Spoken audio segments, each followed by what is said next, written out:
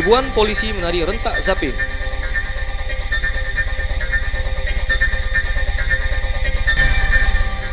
Kejari Tanjung Pinang menahan Kabid Sarana dan Prasarana Bintan. Dan Pomal akui pengeroyokan warga sipil dilakukan oknum TNI AL.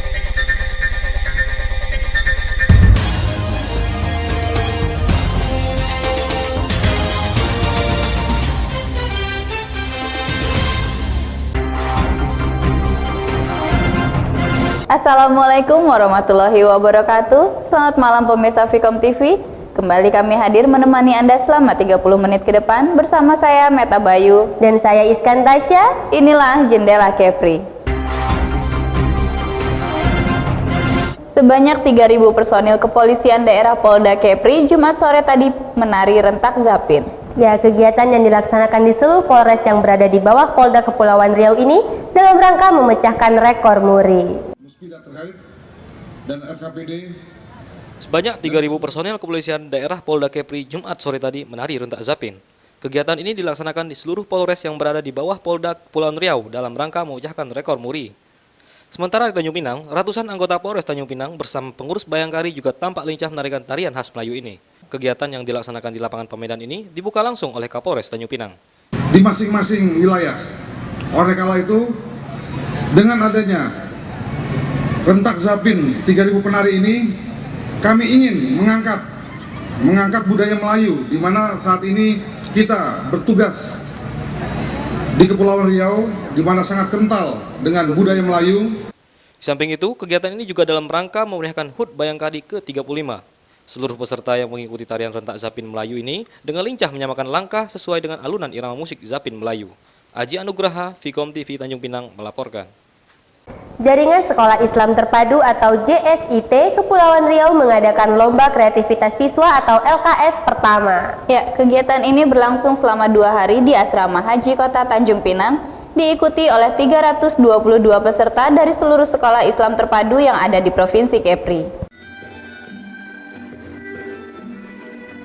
Jaringan Sekolah Islam Terpadu JSIT Kepulauan Riau mengadakan Lomba Kreativitas Siswa atau LKS pertama. Kegiatan dilaksanakan di Asrama Haji Tanjung Pinang, digelar selama 2 hari, mulai Jumat 10 April siang tadi hingga esok hari.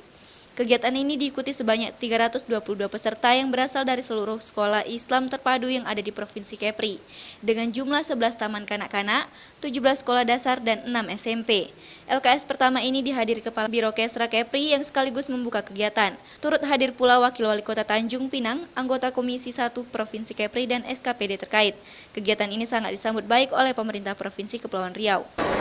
Upaya mengembangkan nilai-nilai kreativitas di tengah-tengah masyarakat tidak saja menjadi tanggung jawab pemerintah, akan tetapi merupakan tanggung jawab kita bersama. Sehingga kita lihat pada hari ini, jaringan sekolah Islam terpadu telah membuktikan peran sertanya dalam pembinaan tersebut. Adapun perlombaan yang dipertandingkan meliputi lomba hafalan surat pendek, tari Melayu kreasi, finger painting, dan dai cilik untuk tingkat taman kanak-kanak. Hafalan Al-Quran Juz 30 lomba dai cilik, Olimpiade Sains IPA dan Matematika, dan lomba paduan suara untuk tingkat SD. Serta lomba hafalan Al-Quran Juz 29 dan 30, storytelling, Olimpiade IPA dan Matematika, dan lomba nasyid untuk tingkat SMP. Dalam pembukaan siang tadi, seluruh peserta dan tamu disuguhkan penampilan drum band. Kegiatan ini juga diramaikan dengan adanya stand yang dibuka pihak sekolah maupun pihak usaha. Isnawati, Vkom TV Tanjung Pinang melaporkan. Pemirsa Vkom TV, Kejari Tanjung Pinang menahan Kabid Sarana dan Prasarana DKP Bintan terkait kasus dugaan korupsi pengadaan alat tangkap nelayan. Ikuti informasinya usai jeda berikut.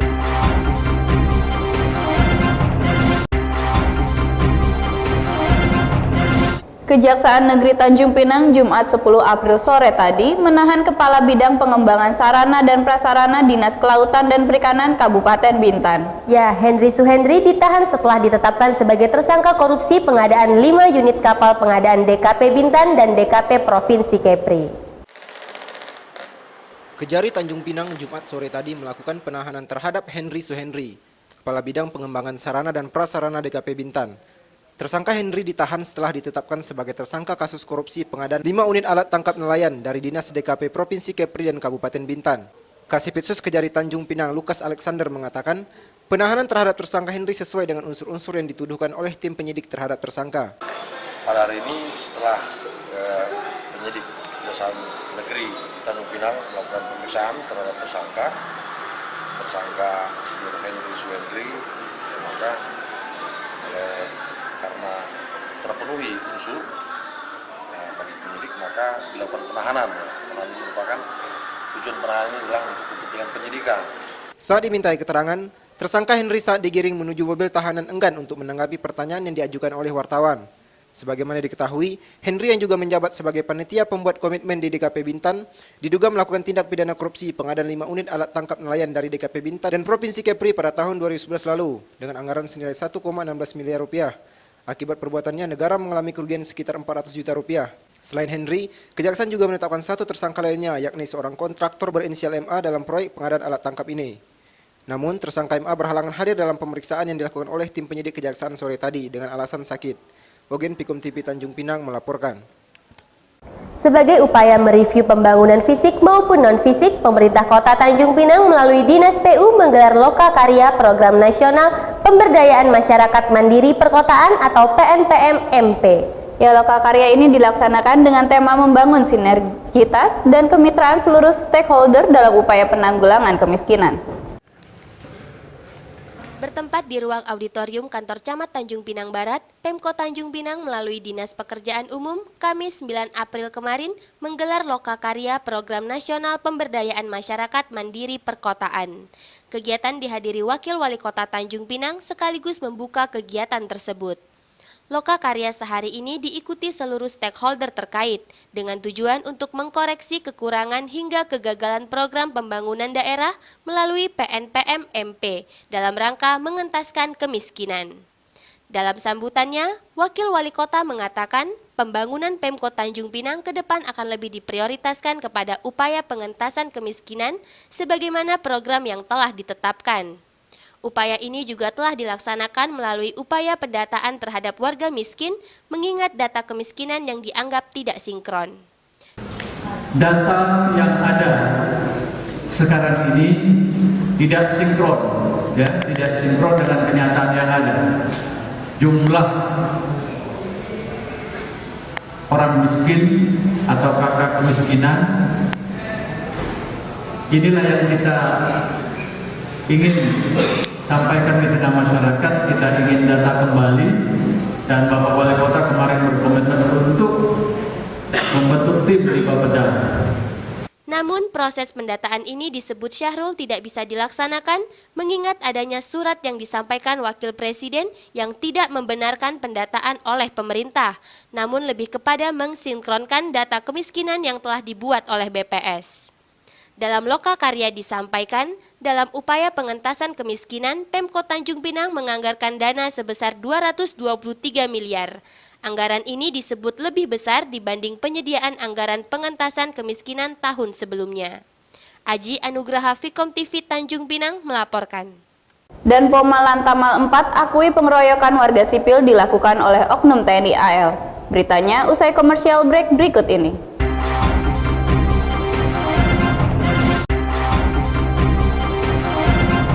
Terkait pemukulan terhadap seorang warga sipil di Kampung Baru Rabu 8 April malam, Komandan POM TNI AL mengakui jika pengeroyokan tersebut melibatkan oknum anggota TNI AL yang bertugas di Lantamal 4 Tanjung Pinang. Ya, kini kedua oknum dimaksud telah ditahan guna menjalani pemeriksaan lebih lanjut.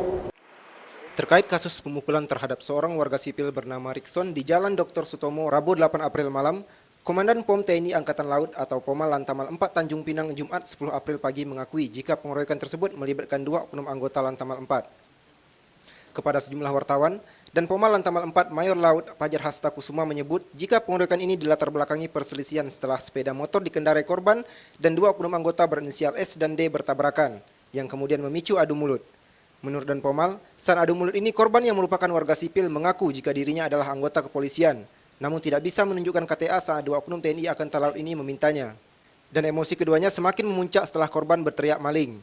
Kejadian seperti itu tadi malam itu sebenarnya kalau tidak diteriaki copet pun anggota saya pasti ya sesuai prosedur lah.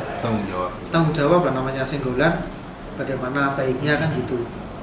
apalagi senggolannya cuma senggolan biasa, tidak sampai jatuh kan. Yang pertama karena ada kata-kata saya polisi kan gitu, jadi oh ya Pak mana KTA, begitu dimbak KTA kok malah ngeriak copet gitu, kan lucu. Aksi pemukulan terhadap korban berlangsung Rabu 8 April malam. Pengakuan korban dikatur polisi, ia dipukuli di lapangan tenis Kampung Baru dan kemudian diantarkan ke Mapolres Tanjung Pinang dalam keadaan wajah penuh luka memar. Kepada polisi, korban yang menurut keluarga mengalami keterbelakangan mental ini mengaku tidak mengetahui persis apa latar belakang pemukulan. Ogen Pikom TV Tanjung Pinang melaporkan. Dinas Pariwisata Bintan mengkursuskan sejumlah pegawai dengan mendatangkan langsung tenaga pengajar.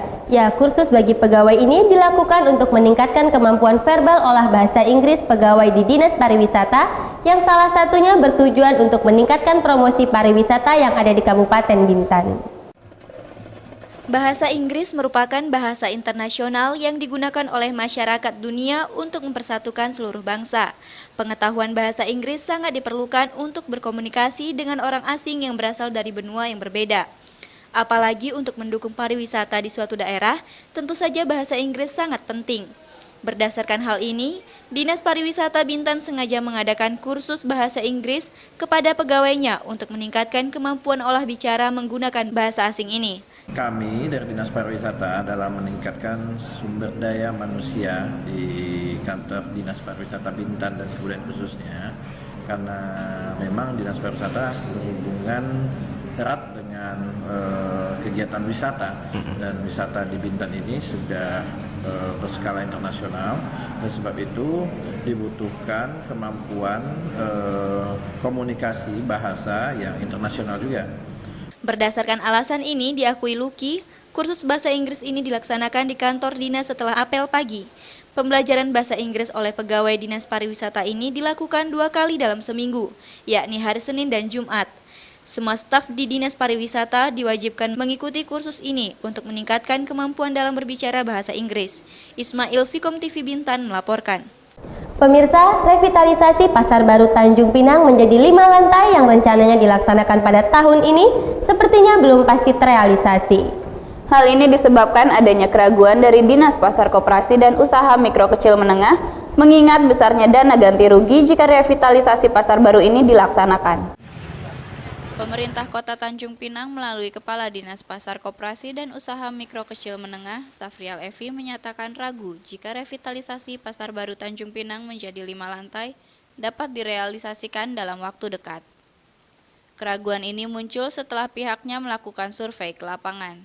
Kepada sejumlah wartawan belum lama ini, Safrial Evi menyebut jika proses revitalisasi tidak hanya terkendala pada permasalahan infrastruktur, tetapi juga pembebasan lahan pasar baru. Pembebasan lahan menurutnya sangat sulit mengingat lahan pasar baru tidak hanya dikuasai oleh Perusda Tanjung Pinang, tetapi juga di bawah Perusda Bintan. Belum lagi adanya lahan serta bangunan milik pribadi masyarakat sekitar. Jadi DED yang di provinsi itu sampai sekarang itu Pak Wali minta dirubah disesuaikan dengan kondisi. Tapi kondisi yang lebih berat menurut saya itu biaya ganti ruginya lebih besar dari pembangunannya karena dibangun itu ada 3 lantai, 4 lantai dengan di bawah jadi 5 lantai. Berarti konsepnya tidak lagi pasar tradisional, sudah pasar modern kan. Ia juga menambahkan bahwa perlu adanya pengkajian yang lebih lanjut mengingat infrastruktur yang ada di pasar tersebut seperti jalan dan bangunannya sangatlah minim apabila hendak dibuat pasar dengan konsep modern. Adapun titik pasar yang DED-nya sudah diselesaikan pemerintah Provinsi Kepri ini adalah mulai dari Pasar Baru 1, Pasar Baru 2, dan sampai ke pelabuhan. Berarti tak optimis Pak untuk ini? Saya sih lebih cenderung nanti mengusulkan Pak Wali lebih baik rehabilitasi pasar itu saja. Rehab saja dengan fasilitas sampahan, itu saja tidak direvitalisasi. Keamanan juga, itu aja dulu. Isnawati Fikom TV Tanjung Pinang melaporkan. Jangan kemana-mana pemirsa, karena setelah ini kami akan menginformasikan mengenai ratusan tahanan rutan kelas 1 Tanjung Pinang mengikuti berbagai perlombaan. Informasinya selepas ini.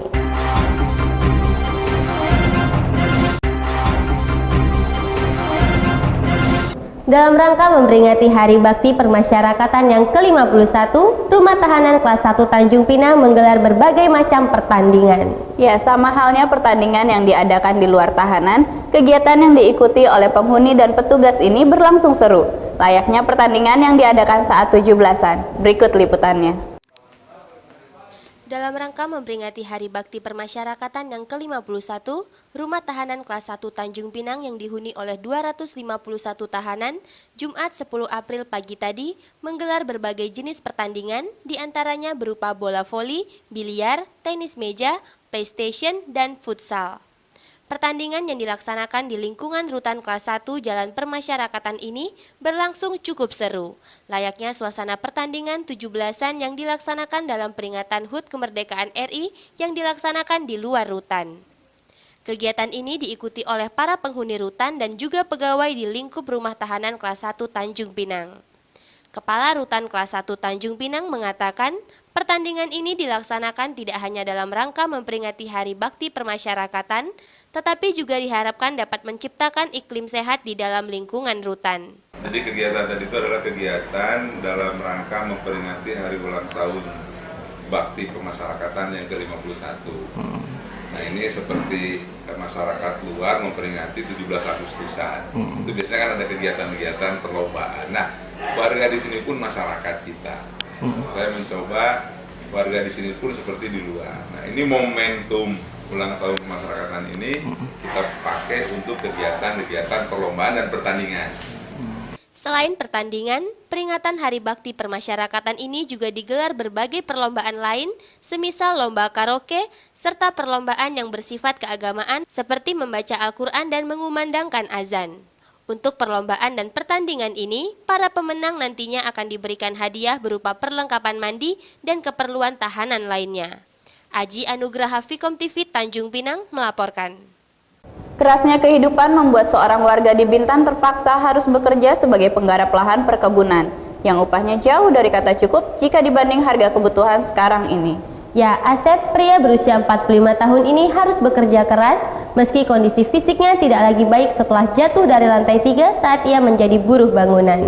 Ya saudara, potret kehidupan seorang buruh upah penggarap lahan ini sekaligus menutup jumpa kita di Jendela Kepri edisi Jumat 10 April 2015. Saya Meta Bayu dan saya Iskan Tasya mohon undur diri dari hadapan Anda. Terima kasih atas kebersamaannya. Jangan lupa saksikan rangkuman berita menarik yang kami rangkum selama pekan ini di jam yang sama esok hari. Salam hormat dari rekan-rekan yang bertugas. Wassalamualaikum warahmatullahi wabarakatuh. Di rumah inilah Asep tinggal bersama istri dan 3 anaknya. Rumah seluas 5 kali 4 meter ini ia bangun sekitar setahun lalu di atas tanah pemilik lahan perkebunan tempatnya bekerja. Rumah ini hanya memiliki 1 kamar, sisanya blong terkecuali skat yang membatasi antara ruang depan dan dapur. Tidak nampak barang mewah, sama halnya bangunan rumah yang Asep tinggali berlantai tanah, tidak berplafon dan dindingnya banyak yang bolong mengingat hanya menggunakan bahan seadanya, seperti triplek ataupun sisa terpal yang sudah usang.